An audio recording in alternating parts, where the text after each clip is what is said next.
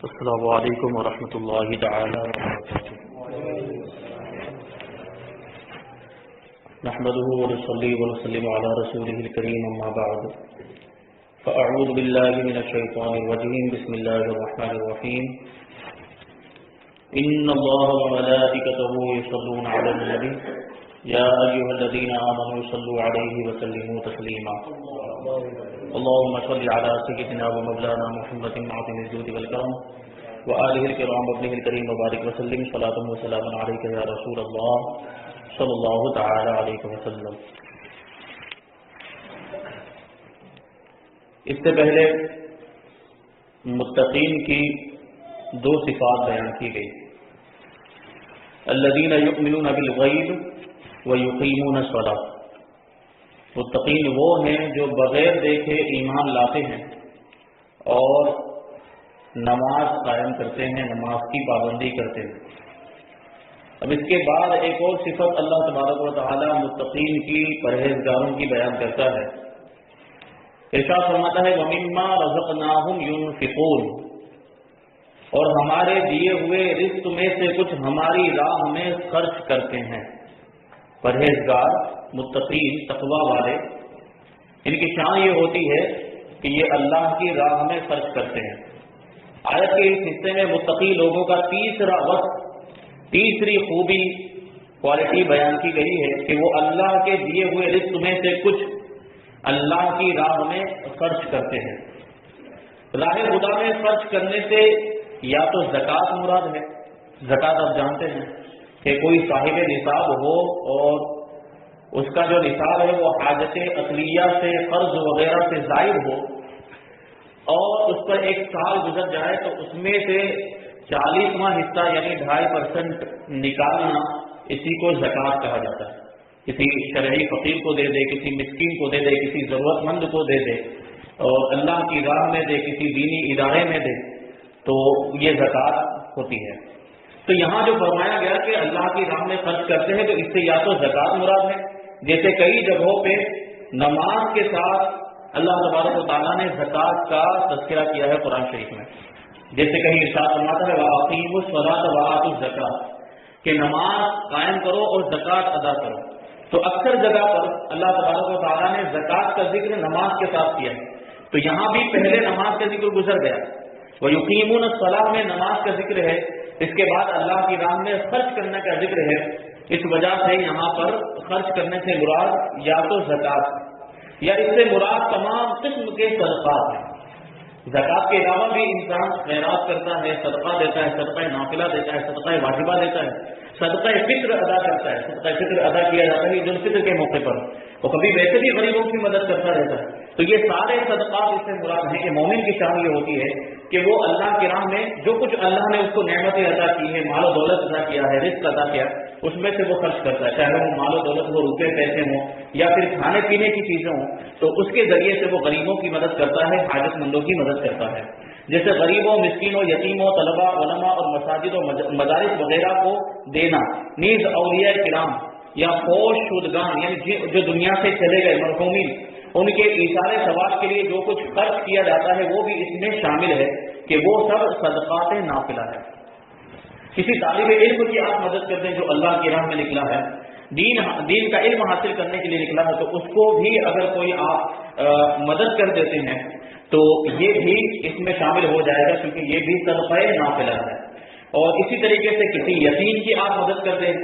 اگر کوئی ایسا نابالغ بچہ ہے جس کے ماں باپ کا انتقال ہو چکا ہے یا باپ کا انتقال ہو چکا ہے تو اس کی مدد کر دیں تو یہ بھی اس میں شامل ہو جائے گا. پھر اسی طریقے سے مسکین اسے کہا جاتا ہے جس کے پاس ابھی اس وقت کا کھانا ہو تو شام کا کھانا نہ ہو، شام کا کھانا ہو تو دوسرے دن کا کھانا اس کے پاس نہ ہو، تو اسے مسکین کہا جاتا ہے. تو ایسے شخص کی بھی مدد کی جائے تو وہ بھی اس میں شمار ہوگا، وہ بھی اللہ کی راہ میں خرچ کرنے والا شمار ہوگا. اب آپ ایک بات یاد رکھیں کہ آیت میں فرمایا گیا کہ جو ہمارے دیے ہوئے میں سے کچھ کا لفظ ہے، اس پہ غور کریں کہ من یہاں پر یہ بعضیت کے لیے آتا ہے، تبعیض کے لیے آتا ہے، جس کا معنی ہوتا ہے کچھ، یعنی پورا کا پورا مال نہیں خرچ کرتے بلکہ اپنے مال میں سے کچھ اللہ کی راہ میں خرچ کرتے ہیں. اس سے معلوم ہوا کہ راہ خدا میں مال خرچ کرنے میں ایسا نہیں ہونا چاہیے کہ اتنا زیادہ مال خرچ کر دیا جائے کہ خرچ کرنے کے بعد آدمی پچھتا ہے، اور نہ ہی خرچ کرنے میں کنجوسی سے کام لیا جائے، بلکہ اس میں اعتدال ہونا چاہیے، میانہ روی ہونی چاہیے، درمیانے انداز میں آدمی خرچ کرے، نہ ایسا ہو کہ بھائی بالکل اپنا مال خرچ کر کے بالکل ختم کر دیا، خود کے استعمال کے لیے بھی نہیں بچا، اب بال بچوں کے لیے بھی نہیں بچا، تو اتنا بھی خرچ نہیں کرنا چاہیے، بلکہ درمیانی انداز میں خرچ کرنا چاہیے کہ غریبوں کی مدد بھی ہو جائے اور خود کی ضرورتیں بھی پوری ہو سکیں اور بال بچوں کی ضرورت بھی پوری ہو سکے، جن لوگوں کا نفع، جن لوگوں کا خرچہ اس کے ذمہ ہے ان کی ضرورتیں بھی پوری ہو سکے، تو اس اعتبار سے اسے خرچ کرنا چاہیے اللہ کی راہ میں۔ اس کے تعلق سے اللہ تبارک و تعالیٰ ارشاد فرماتا ہے کہ وَلَا تَجْعَلْ يَدَكَ مَغْلُولَةً إِلَىٰ عُنُقِكَ وَلَا تَبْسُطْهَا كُلَّ الْبَسْطِ فَتَقْعُدَ مَلُومًا مَحْسُورًا،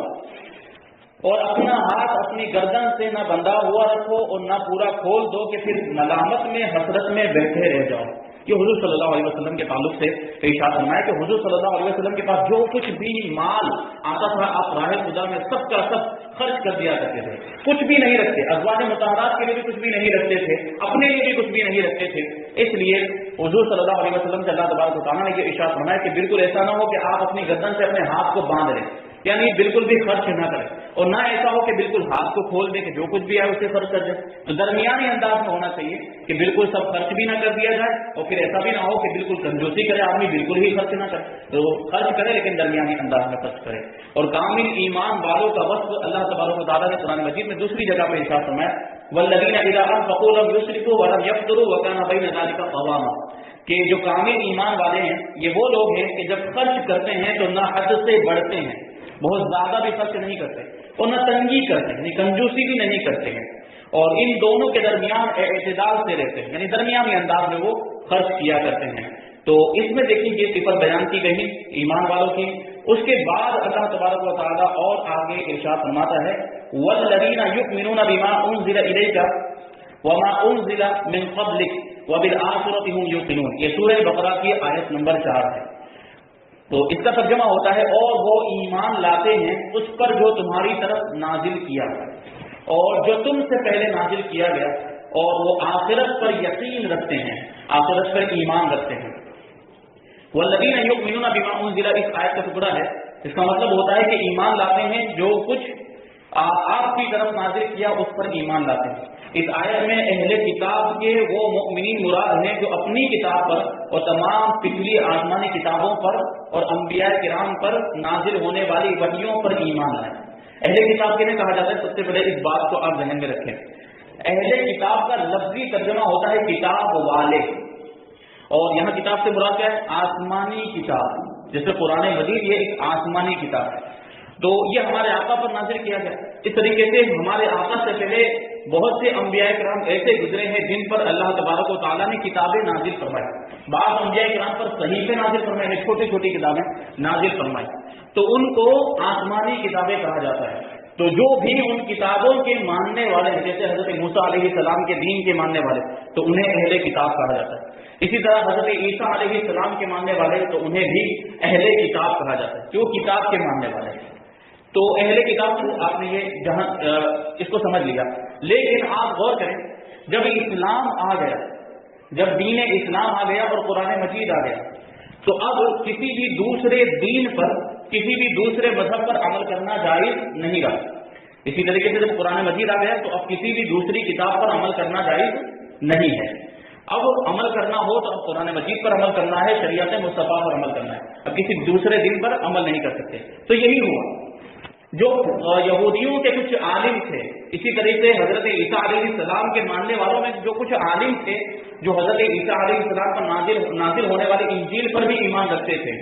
اسی طرح حضرت موسیٰ علیہ السلام پر نازل ہونے والی توریت پر بھی ایمان رکھتے تھے، اور توریت میں بھی ہمارے آقا کے بارے میں بہت سی باتیں بیان کی گئی، ہمارے آقا کی علامتیں اور نشانیاں بیان کی گئی تھی، انجیل میں بھی بیان کی گئی تھی۔ وہ سب جانتے تھے کہ نبی آخر الزماں آنے والے ہیں اور ان کی ایسی ایسی علامتیں ہوں گی، اور وہ ایسے نبی ہوں گے جن کے بعد پھر کوئی نبی نہیں آئے گا، نبوت کا سلسلہ ان پر ختم ہو جائے گا۔ تو جو ایسے علماء تھے، ایسے عالم توریت اور انجیل کے، جو اس طرح کے عالم تھے جو ہمارے آقا کو پہلے سے جانتے تھے، وہ جب حضور صلی اللہ علیہ وسلم تشریف لائے اور ان علماء نے، یہودیوں کے علماء نے، عیسائیوں کے علماء نے جب ہمارے آقا کو دیکھا اور ساری علامتیں اور ساری نشانیاں انہوں نے ہمارے آقا کی ذات میں پائی جو انہوں نے اپنی کتابوں کے اندر پڑھی تھی، تو پھر حضور پر وہ فوراً ایمان لے کر آ گئے۔ تو دیکھیں آپ وہ اپنی کتاب پر بھی ایمان رکھتے تھے، توریت اور انجیل پر بھی ایمان رکھتے تھے، پھر حضور صلی اللہ علیہ وسلم تشریف لائے تو حضور پر بھی ایمان لائے، اور حضور کے ساتھ جو کتاب نازل ہوئی یعنی قرآن مجید اس پر بھی ایمان لائے۔ تو ان کے بارے میں یہ فرمایا گیا کہ اہل کتاب کے وہ مومنین مراد ہیں یہاں پر جو اپنی کتاب پر، یعنی حضرت موسیٰ علیہ السلام کے ماننے والے ہیں تو توریت ان کی کتاب ہوئی تو اس پر بھی ایمان لائے، اور تمام پچھلی آسمانی کتابوں پر، سارے نبیوں پر جتنی بھی کتابیں نازل ہوئی سب پر ایمان لاتے ہیں، اور انبیاء علیہ السلام پر نازل ہونے والی وحیوں پر ایمان لائے، اور قرآن پاک پر بھی ایمان لائے۔ ٹھیک ہے کہ آگے جو فرمایا گیا آیت کریمہ کا ٹکڑا ہے کہ والذین یؤمنون بما انزل الیک وما انزل من قبلک، کہ جو آپ پر نازل کیا گیا اور جو آپ سے پہلے نازل کیا گیا۔ تو آپ پر نازل کیا گیا کون سی چیز؟ حضور پر نازل کی گئی قرآن مجید، اور حضور سے پہلے جتنی بھی کتابیں نازل کی گئی سب پر ایمان لاتے ہیں۔ ان لوگوں کا تذکرہ اس آیت میں کیا گیا ہے، اور اس میں فرمایا گیا اس آیت میں ما انزل الیک سے تمام قرآن پاک اور پوری شریعت مراد ہے، یعنی آپ پر ایمان لاتے ہیں، جو آپ پر نازل کیا گیا اس پر ایمان لاتے ہیں، یعنی پورے قرآن مجید پر ایمان لاتے ہیں اور پوری شریعت پر ایمان لاتے ہیں، جو قرآن اور حدیث سے ثابت ہے، جو شریعت کے قانون ہے، جو شریعت کے اصول ہے، جو ضوابط ہے، اس پر ایمان لاتے ہیں۔ یاد رکھیں کہ جس طرح قرآن پاک پر ایمان لانا ہر مکلف پر فرض ہے، مکلف کا مطلب ہوتا ہے عاقل بالغ مسلمان، عقل رکھنے والا، عقل مند، پاگل نہ ہو، اسی طریقے سے بالغ ہو، نابالغ نہ ہو اور مسلمان ہو، تو اس پر فرض ہے کہ وہ قرآن پاک پر ایمان لائے۔ اسی طرح پہلی کتابوں پر ایمان لانا بھی ضروری، جیسے توریت ہے، انجیل ہے، زبور ہے، ان ساری کتابوں پر بھی ایمان لانا ہمارے لیے ضروری ہے، جو گزشتہ انبیاء کرام پر نازل ہوئی، البتہ ان کے جو احکام ہماری شریعت میں منسوخ ہو گئے۔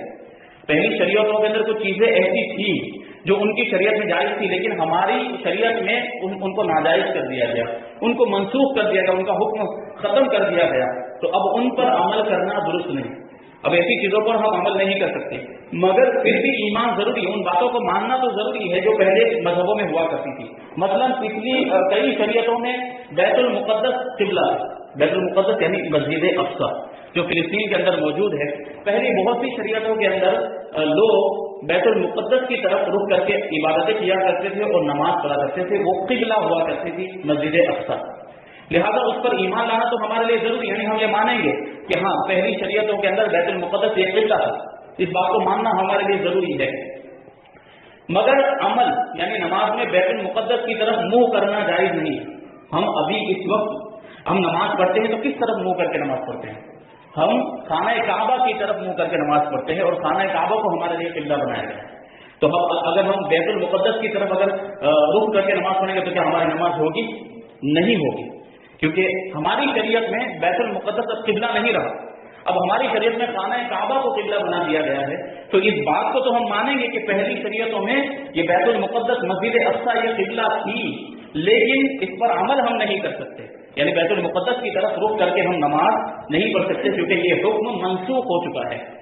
اور نہیں، یہ بھی یاد رکھیں کہ قرآن کریم سے پہلے جو کچھ اللہ تعالیٰ نے اپنے انبیاء کرام علیہ الصلوۃ والسلام پر نازل فرمایا ان سب پر اجمالاً یعنی مختصر طور پہ ایمان لانا فرض عین ہے۔ فرض عین کا مطلب ہوتا ہے ہر مسلمان پر فرض ہے، کوئی بھی اس سے باہر نہیں، کوئی بھی اس سے خارج نہیں ہے، ہر مسلمان پر فرض ہے کہ انبیاء کرام پر جو بھی کتابیں نازل ہوئی، جو بھی وحی نازل ہوئی، ان سب پر ہم ایمان لائیں،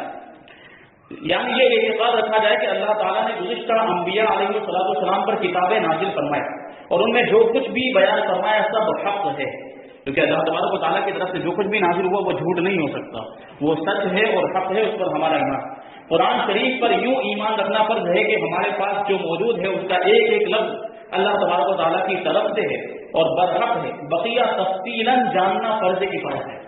جو کچھ بھی جیسے سب کے بس کی بات نہیں ہوتی کہ قرآن مجید کو سمجھ لے، قرآن مجید کو جان لے تو اس میں کیا لکھا ہے، ظاہر سی بات ہے ہمارے جو عوام اہل سنت ہے ان کے پاس اتنا علم ہی نہیں ہوتا کہ وہ قرآن کو پڑھ کے اس کی پوری تفصیل معلوم کر لیں کہ اس میں کیا لکھا ہے، کیسے احکام ہے، کیسی کیسی چیزوں کو بیان کیا جائے۔ تو ہمیں اجمالاً اس پر ایمان رکھنا ہے کہ جو کچھ بھی قرآن میں ہے ہمارا اس پر ایمان ہے، یہ ہو گیا اجمالاً ایمان، لیکن تفصیلاً اس کو جان لینا کہ قرآن میں کیا ہے، قرآن میں کیسے احکام ہے، کن کن چیزوں کا بیان ہے، یہ تفصیل کے ساتھ جاننا یہ سب پر فرض نہیں ہے، بلکہ چند لوگ اگر اس کو سیکھ لیں تو باقی کے لوگ بڑے ذمہ ہو جائیں گے۔ جیسے کہ علماء اس دور میں بھی موجود ہیں، عالم موجود ہیں جو ان چیزوں کو سیکھتے ہیں، قرآن مجید کی تفسیر کو سیکھتے ہیں، قرآن مجید کی تفصیلات کو معلوم کرتے ہیں، قرآن مجید میں کیا اللہ تبارک و تعالیٰ نے بیان کیا ہے سب وہ معلوم کرتے ہیں، تو یہ فرض کفایہ۔ فرض کفایہ کا مطلب یہ ہوتا ہے کہ اگر چند لوگ اس پر عمل کر رہے ہیں تو باقی کے لوگ بڑے ذمہ ہو جاتے ہیں، پھر باقی کی ذمہ داری ختم ہو جاتی ہے۔ تو اسی طریقے سے قرآن مجید کی پوری تفصیلات کو معلوم کرنا یہ فرض کفایہ ہے،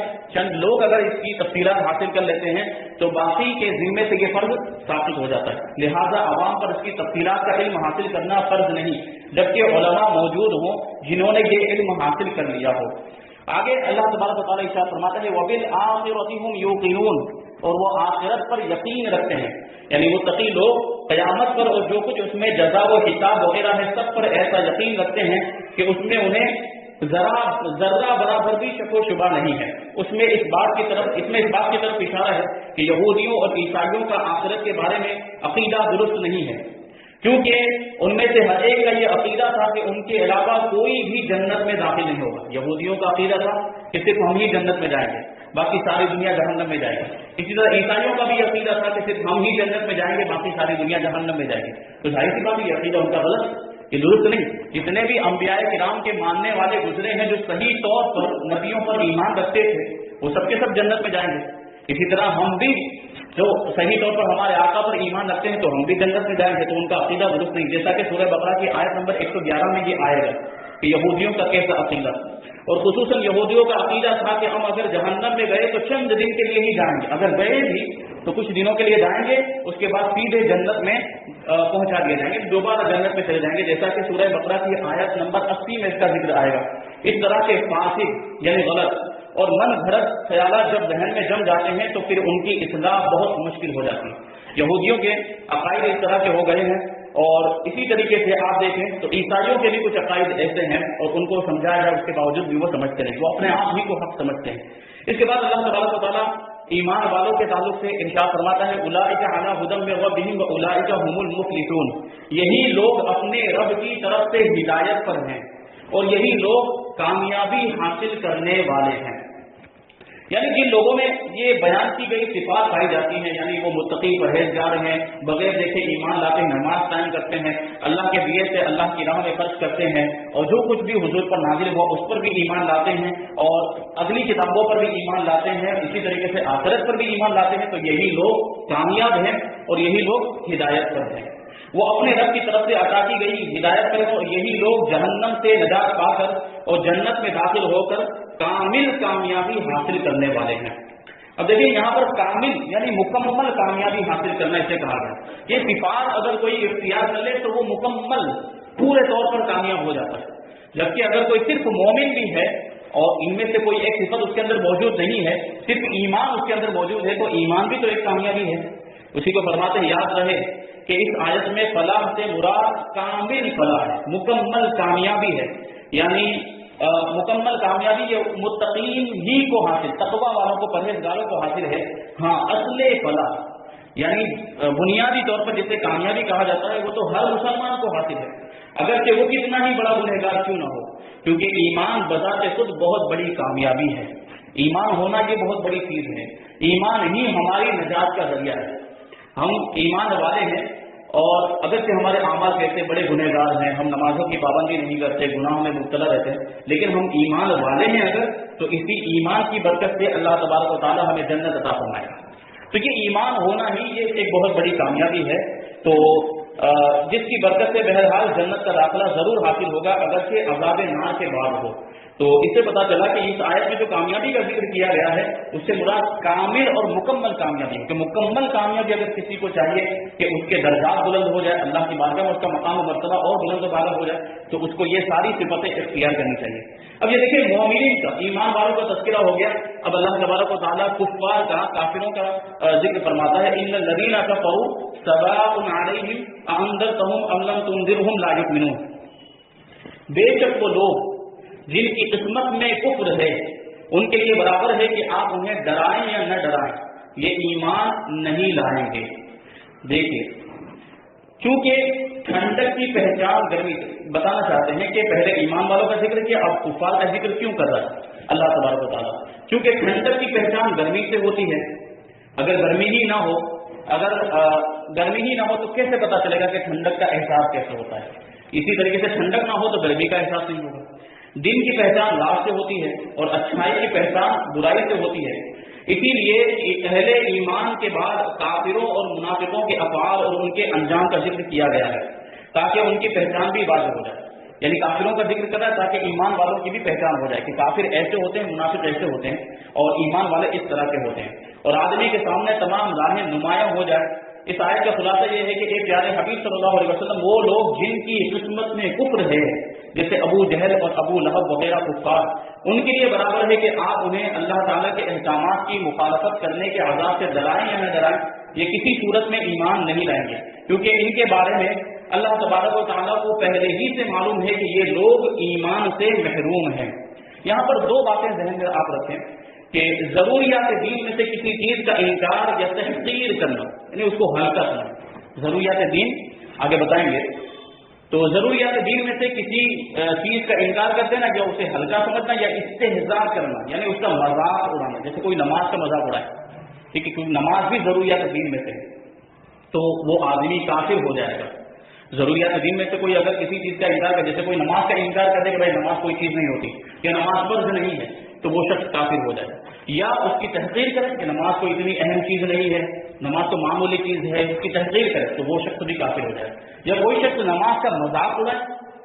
معاذ اللہ تو وہ شخص بھی کافر ہو جائے گا۔ اور ضروریات دین اسلام کے وہ احکام ہیں جن کو ہر خاص و عام جانتے ہیں، جیسے اللہ تبارک و تعالیٰ کی وحدانیت، اللہ کا ایک ہونا سب جانتے ہیں، ہر مومن جانتا ہے کہ اللہ تبارک و تعالیٰ ایک ہے،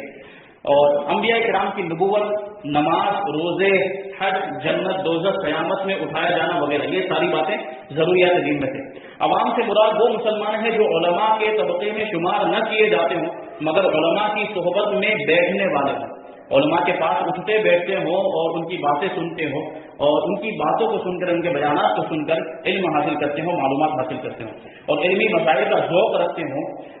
اس سے وہ لوگ مراد نہیں ہیں جو دور دراز جنگلوں پہاڑوں میں رہنے والے ہوں جنہیں صحیح کلمہ پڑھنا بھی نہ آتا ہو، کہ ایسے لوگوں کو ضروریات دین سے نا واقف ہونا اس دینی ضروری کو غیر ضروری نہ کر دے گا۔ البتہ ایسے لوگوں کے مسلمان ہونے کے لیے یہ بات ضروری ہے کہ وہ ضروریات دین کا انکار کرنے والے نہ ہوں۔ جنگلوں میں رہنے والے بھی اگر کسی ضرورت دینی کا انکار کر دے تو وہ بھی کافر ہو جائے۔ یہ عقیدہ رکھتے ہوں کہ اسلام میں جو کچھ بھی ہے وہ حق ہے اور ان سب پر اجمالاً ایمان لائے ہوں تو انہیں پھر مومن سمجھا جائے گا۔ دوسری بات، ایمان سے محروم کفار کے بارے میں معلوم ہونے کے باوجود انہیں تبلیغ کرنے کا حکم اس لیے دیا گیا تاکہ ان پر حجت پوری ہو جائے اور قیامت کے دن ان کے لیے کوئی عذر باقی نہ رہے۔ کافروں کو تبلیغ کی جائے گی، کافروں تک اسلام کو پہنچایا جائے گا اور انہیں اسلام کی حقانیت سے آشنا کرایا جائے گا تاکہ ان پر پھر کوئی حجت باقی نہ رہ جائے، جیسا کہ اللہ تبارک و تعالیٰ دوسری جگہ پہ ارشاد فرماتا ہے رسولا مبشرین ومنذرین لئلا یکون للناس علی اللہ حجۃ بعد الرسل وکان اللہ عزیزا حکیما، کہ ہم نے رسول خوشخبری دیتے اور ڈر سناتے بھیجے تاکہ رسولوں کو بھیجنے کے بعد اللہ کے یہاں لوگوں کے لیے کوئی عذر باقی نہ رہے، اور اللہ زبردست حکمت والا ہے۔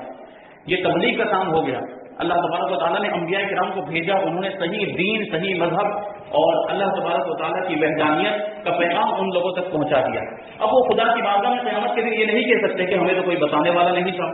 ہمیں تو اللہ کی وحدانیت کے بارے میں کسی نے نہیں بتایا اس لیے ہم شرک میں مبتلا ہو گئے، ہمیں سیدھا راستہ کوئی دکھانے والا نہیں تھا اس لیے ہم غلط راستے پر چلے گئے۔ اب وہ یہ نہیں کہہ سکتے کیونکہ اللہ تبارک و تعالیٰ نے انبیاء کرام کو بھیج کر حجت کو تام کر دیا ہے۔ اور ارشاد فرمایا وَلَوْ أَنَّا أَهْلَكْنَاهُمْ بِعَذَابٍ مِّن قَبْلِهِ لَقَالُوا رَبَّنَا لَوْلَا أَرْسَلْتَ إِلَيْنَا رَسُولًا فَنَتَّبِعَ آيَاتِكَ مِن قَبْلِ أَن نَّضِلَّ وَنَخْزَىٰ، اگر ہم انہیں رسول کے آنے سے پہلے کسی عذاب سے ہلاک کر دیتے، یعنی رسول بھیجنے سے پہلے، نبی کو بھیجنے سے پہلے اگر انہیں ہلاک کر دیا جاتا قوموں کو، اگلی قوموں کو، تو وہ ضرور کہتے کہ اے ہمارے رب، تو نے ہماری طرف کوئی رسول کیوں نہ بھیجا کہ ہم ذلیل رسوا ہونے سے پہلے تیری آیتوں کی پیروی کرتے۔ اگر رسولوں کو نہ بھیجا جاتا، نبیوں کو نہ بھیجا جاتا تو قیامت کے دن کے لوگ عذر کرتے کہ ہمارے پاس تو کوئی نبی نہیں آئے تھے، ہمارے پاس تو کوئی رسول نہیں آئے کہ جو ہمیں سیدھا راستہ دکھاتے، اس لیے ہم گمراہ ہو گئے، اس لیے ہم ذلیل رسوا ہو گئے ہیں۔ تو یہ عذر اب ان کے پاس نہیں ہے۔ نیز انہیں تبلیغ کرنے کا ایک فائدہ یہ بھی ہے، یہ بھی حاصل ہوا کہ وہ اگرچہ ایمان نہیں لائے لیکن حضور صلی اللہ علیہ وسلم کو انہیں تبلیغ کرنے کا ثواب ضرور ملے گا، اور یہ بات ہر تبلیغ کرنے والے کو اپنے ذہن میں رکھنی چاہیے، پیش نظر رکھنی چاہیے کہ اس کا کام تبلیغ کرنا ہے اور رضائے الہی کو، اللہ کی خوشنودی کو حاصل کرنا ہے، لوگوں کو سیدھی راہ پر لا کر ہی چھوڑنا نہیں۔ لہذا مبلغ یعنی تبلیغ کرنے والا نیکی کی دعوت دیتا رہے اور نتائج اللہ تبارک و تعالیٰ کے حوالے کر دے، اور لوگوں کے نیکی کی دعوت قبول نہ کرنے سے مایوس ہونے کی بجائے اس ثواب پر نظر رکھے جو نیکی کی دعوت دینے کی صورت میں اسے آخرت میں ملنے والا ہے۔ تو جو اس طرح کے جو ذمہ دار ہیں، جو مبلغین ہیں، جو علماء ہیں، ان کی ذمہ داری بنتی ہے کہ وہ دین کو پہنچائیں، ان کا یہ منصب ہے کہ وہ دین کو دوسروں تک پہنچائیں۔ اب کبھی ایسا ہوتا ہے کہ کچھ لوگ ایسے ہوتے ہیں کہ سمجھنے کے لیے تیار نہیں ہوتے، دین کی باتیں بتائی جاتی لیکن اس کے باوجود وہ اس پر عمل کرنے کے لیے تیار نہیں ہوتے، سننے کے لیے بھی کچھ لوگ تیار نہیں ہوتے۔ لیکن علماء کی ذمہ داری بنتی ہے کہ وہ بھلے سامنے والا نہیں سن رہا، بھلے سامنے والا عمل کرنے کے لیے تیار نہیں ہے، لیکن وہ ہر ممکن کوشش کرے جس طریقے سے ہو سکے وہ دین کو ایسے لوگوں تک پہنچائے تو انہیں پہنچانے کا ثواب ملے گا۔ اگر سے سامنے والا عمل نہیں کر رہا ہے، اگر سے سامنے والا عمل کرنے کے لیے تیار نہیں، سننے کے لیے بھی تیار نہیں ہے، لیکن ان کو تبلیغ کرنے کا ثواب ملے گا، احکام الہی پہنچانے کا ثواب ملے گا۔ اس کے بعد اللہ تبارک و تعالیٰ ارشاد فرماتا ہے آیت نمبر 7، ختم اللہ علی قلوبہم وعلی سمعہم وعلی ابصارہم غشاوہ ولہم عذاب عظیم۔ کفار کا ذکر کیا کہ بے شک وہ کفار جن کی قسمت میں کفر ہے، آپ انہیں ڈر سنائیں یا نہ سنائیں ان کے لیے سب برابر ہے، وہ ایمان نہیں لانے والے ہیں۔ اس کے بعد اللہ تبارک و تعالیٰ ارشاد فرماتا ہے کہ اللہ تعالیٰ نے ان کے دلوں پر اور ان کے کانوں پر مہر لگا دی ہے، سل لگا دی ہے، ان کو سل کر دیا ہے، اور ان کی آنکھوں پر پردہ پڑا ہوا ہے اور ان کے لیے بہت بڑا عذاب ہے۔ یہ ایسے کفار ہیں جیسے ابو جہل اور ابو لہب وغیرہ کا معاملہ تھا۔ ارشاد فرمایا کہ ان کافروں کا ایمان سے محروم رہنے کا سبب یہ ہے کہ اللہ تعالیٰ نے ان کے دلوں اور کانوں پر مہر لگا دی ہے، جس کی بنیاد پر یہ حق سمجھ سکتے ہیں نہ حق سن سکتے ہیں۔ حق بات کو یہ لوگ سمجھ بھی نہیں سکتے اور سن بھی نہیں سکتے، اور نہ ہی اس سے یہ نفع حاصل کر سکتے ہیں، اور ان کی آنکھوں پر پردہ پڑا ہوا ہے جس کی وجہ سے یہ اللہ تعالیٰ کی آیتیں اور اس کی وحدانیت کے دلائل دیکھ نہیں سکتے، اور ان کے لیے آخرت میں بہت بڑا عذاب ہے۔ اب یہاں پر ایک بات ذہن میں آتی ہے، ایک بات یہ اعتراض ہوتا ہے، اللہ تبارک و تعالیٰ نے ارشاد فرمایا کہ وہ کافر جن کی قسمت میں ہی کفر ہے تو ان کو ڈر سنا یا نہ سنے وہ ایمان والے نہیں۔ اللہ تعالیٰ نے ان کے دلوں پر اور ان کے کانوں پر مہر لگا دی، ان کی آنکھوں پر مہر لگا دی ہے، تو اس کا تو مطلب یہ ہوا معاذ اللہ یہ بات ذہن میں آ سکتی ہے کہ اللہ تبارک و تعالیٰ نے جب مہر ہی لگا دی ہے تو پھر وہ ایمان کیسے لاتے، یہ سوال پیدا ہوتا ہے۔ ٹھیک ہے، تو یہ اعتراض درست نہیں ہے، یہ سوال درست نہیں ہے۔ کس اعتبار سے دیکھیں، یہاں یہ بات یاد رکھیں کہ جو کافر ایمان سے محروم رہے ان پر ہدایت کی راہیں شروع سے بند نہ، ایسا نہیں تھا کہ انہیں پیدائشی طور پر کافر بنایا گیا ہے، پیدائشی طور پر ان کی قسمت میں کفر لکھ دیا گیا، اور ایسا نہیں تھا۔ پہلے ان کے لیے ساری راہیں، سارے دلائل، ساری نشانیاں، علامتیں سب پہلے ان کے سامنے ظاہر کی گئی، ورنہ تو وہ اس بات کا بہانہ بنا سکتے تھے، بلکہ اصل یہ ہے کہ ان کے کفر و عناد، سرکشی اور بے دینی، حق کی مخالفت اور انبیاء کرام علیہ السلام سے عداوت اور دشمنی کے انجام کے طور پر ان کے دلوں اور کانوں پر مہر لگی اور آنکھوں پر پردے پڑ گئے۔ یہ ایسے ہی ہے جیسے کوئی شخص طبیب کی مخالفت کرے، یعنی پہلے سے وہ کافر نہیں، پہلے سے مہر نہیں لگی تھی، جب انہوں نے انبیاء کرام کی مخالفت کی، جب انہوں نے سرکشی کی، جب انہوں نے خدا کی نافرمانی کی، جب انہوں نے اللہ تبارک و تعالیٰ کے احکام کو نہیں مانا، تب جا کے ان کے ان اعمال کی وجہ سے، ان کے کفر کی وجہ سے اللہ تبارک و تعالیٰ نے ان کے دلوں پر مہر لگا دی اور ان کی آنکھوں پر مہر لگا دی۔ اس کی مثال پیش کرتے ہیں کہ جیسے کوئی شخص طبیب کی یعنی ڈاکٹر کی مخالفت ہے، ڈاکٹر کے پاس گیا، ڈاکٹر نے اسے علاج بتایا، دوا بتائی، اب وہ اس کی مخالفت کرتا ہے، اس کی بات نہیں مانتا ہے اور زہر قاتل پی لے، زہر پی لے۔ طبیب نے کہا کہ دوا پینی ہے لیکن اس کے باوجود وہ زہر پی رہا ہے، اب دیکھیں کیا ہوگا، اور اس کے لیے دوا فائدہ مند نہ ہے، زہر پی لے گا تو اب کوئی دوا کام کرے گی، کوئی بھی دوا کام نہیں کرے گی۔ طبیب نے دوا پینے کے لیے کہا تھا، دوا نہیں پی رہا ہے، طبیب کی اور ڈاکٹر کی مخالفت کر رہا ہے اور زہر پی لیا اس نے، اب طبیب کہہ دے کہ اب یہ تندرست نہیں ہو سکتا، زہر پی لیا ہے، اب یہ مر جائے گا، اب یہ زندہ نہیں رہ سکتا ہے، تو حقیقت میں اس حال تک پہنچانے میں اس آدمی کی اپنی کرتوتوں کا ہاتھ ہے، نہ کہ طبیب کے کہنے کا۔ طبیب نے بھی تو یہ بات کہی، ڈاکٹر نے بھی یہ بات کہی کہ یہ مر جائے گا، لیکن مرنے کا سبب کیا ہے؟ زہر کا پینا، اس نے خود نے زہر پیا، اس کی خود کی کرتوت ہے، طبیب نے تو اس کی کرتوت کو دیکھ کر یہ بات کہی ہے کہ اب یہ زندہ نہیں رہ سکتا ہے۔ تو یہ جو کافر ہیں جن کی قسمت میں کفر لکھا ہے وہ ان کی خود کی کرتوتوں کی بنیاد پر ان کی قسمت میں کفر لکھ دیا گیا ہے، اللہ تبارک و تعالیٰ کے لکھ دینے کی وجہ سے وہ کافر ہیں ایسا نہیں۔ بلکہ وہ کفر کرنے والے تھے اور ان کی کرتوتیں ایسی تھی جس کی بنیاد پر ان کے دلوں پر مہر لگا دی گئی ہے، لہذا وہ خود ہی ملامت کا مستحق ہے، طبیب پر اعتراض نہیں کیا جا سکتا، ٹھیک ہے، یعنی یہ خود جو کفار ہیں جن کی قسمت میں کفر ہے، یہ خود ہی ملامت کے مستحق، یہ خود ہی برائی کے مستحق اور حقدار ہیں، کیونکہ انہوں نے کام ہی ایسے کیے، انبیاء کرام کی نافرمانی کی، اللہ تبارک و تعالیٰ کے احکام کو نہیں مانا، سرکشی کی اور نافرمانیاں کی، گناہوں میں مبتلا رہے، اس لیے ان کو نتیجے کے طور پر اللہ تبارک و تعالیٰ نے مہر لگا دی ہے۔ تو یہ نہیں کہا جا سکتا کہ اللہ تبارک و تعالیٰ نے ان کی قسمت میں کفر لکھ دیا، یہ ان کی کرتوتوں کا نتیجہ ہے، ان کی نسل کی شامت ہے۔ تو یہ بات بیان ہو گئی، یہاں تک ایمان والوں کا ذکر ہوا اور اس کے بعد کافروں کا ذکر ہوا۔ اب اس کے بعد انشاءاللہ تبارک و تعالیٰ منافقین کا ذکر ہوگا۔ منافقین جیسے کہ بیان کیا جاتا ہے، منافق وہ ہوتا ہے جو اپنے آپ کو مومن ظاہر کرتا ہے، اپنے آپ کو ایمان والا ظاہر کرتا ہے، لیکن حقیقت میں دل سے وہ ایمان والا نہیں ہوتا، دل سے وہ کافر ہوتا ہے۔ تو ان لوگوں کا ذکر یہاں سے ہوگا۔ اللہ تبارک و تعالیٰ کی بارگاہ میں دعا ہے کہ جو کچھ بھی بیان ہو اس پر ہم سب کو عمل کرنے کی توفیق عطا فرمائے۔ وما علینا الا البلاغ۔